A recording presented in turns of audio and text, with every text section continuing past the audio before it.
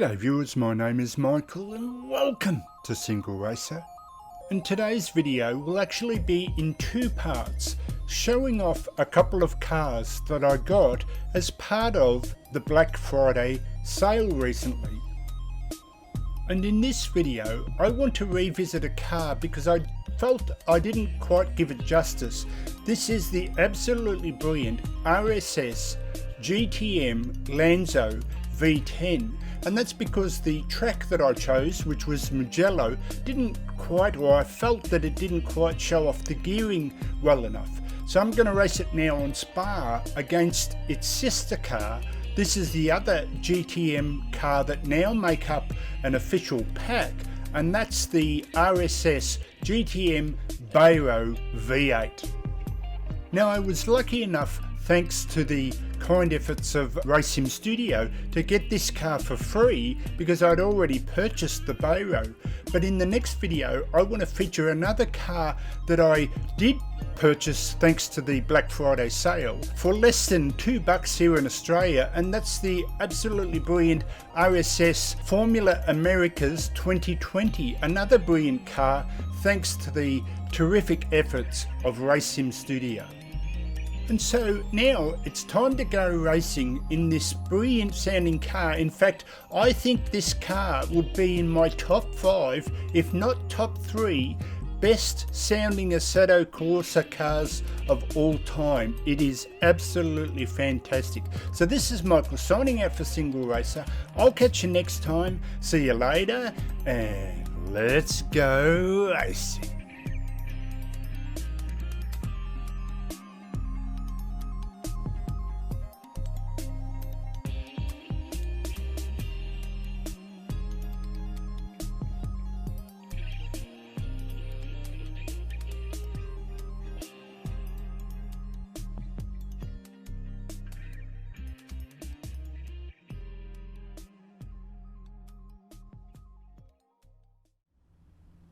Okay folks, so as we get ready on the start finish line of Spa up against that GTM Bayro V8, we're off.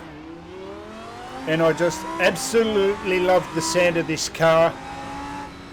So much so that it almost changes the way I drive it, because on any corner where you would argue it's better to hold the gear and stay in the top gear, I tend to like to change down just to hear that revving sound. It's just got such an awesome sound. Like here, change down to 5th and rev it out. It just sounds phenomenal in my opinion. Now I know he's going to come slightly out wide. Yep, there it is. So let's get beside him. And both these cars feature these glowing exhausts. Check out there on the side there, the glowing exhaust just looks absolutely fantastic as the exhaust pipes get hot from the flames here. As I try not to ram him from behind. Oh, that was pretty close. Absolutely fantastic set of cars. Now I've mentioned before, the Bayro is, it's the same car that's in the Automobilista 2 update, the M6, I believe, the BMW M6. So it's a very easy car to drive, but very sedate as well. It's kind of like just a well-planted 50-50 weight distribution type of car, whereas this is a much wilder car to drive, but I like that so much more because you really have to focus and concentrate, and it's easily spun, as you could probably see in the opening scene of this video.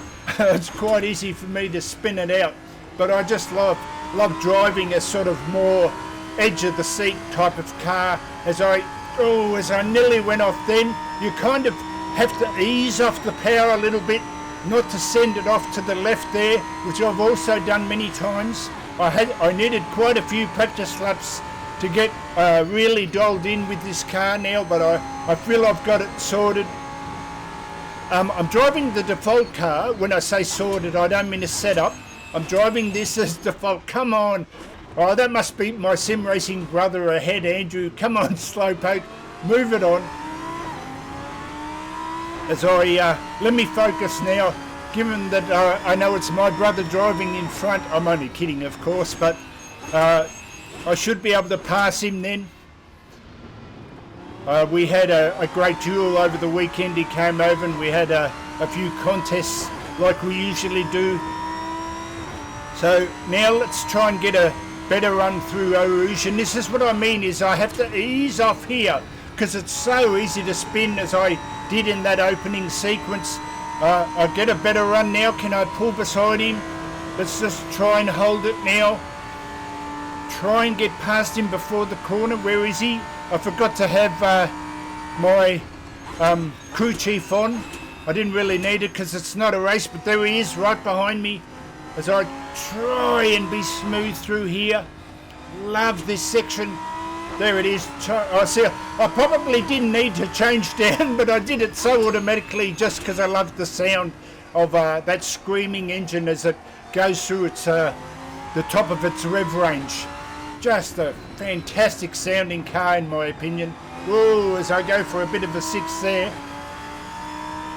Now I've got to be careful here as well. I tend to overdrive this corner as well. But almost to the point where I ease off too much.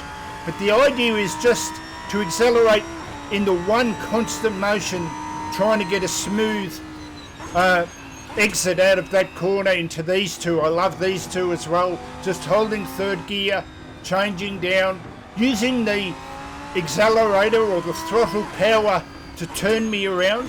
Although I don't ever do this really well, trying to get this straight, but also trying to hold it, just hold the power there so as not to slide off too much in this section. But we've done all right now, and we're pulling away from that the Bayro behind. So I think we got this in the bag, as long as I don't muck up this this other difficult section, the S-bend here onto the final straight. I've mucked this up quite a few times here, where it's go. Oh, and I nearly did it there too. Just be careful. Oh, there's a kick out as well, but we managed to do it now. It's not the best time that I've ever done on this track, and I reckon in this car you definitely get a 220 or below. That's kind of the usual for these GT type cars, is around 220 as we have a look. So I hope you enjoyed that. So this is Michael signing out for SingleRacer. I'll catch you next time as we have one final look in this brilliant Lanzo V10. See you later.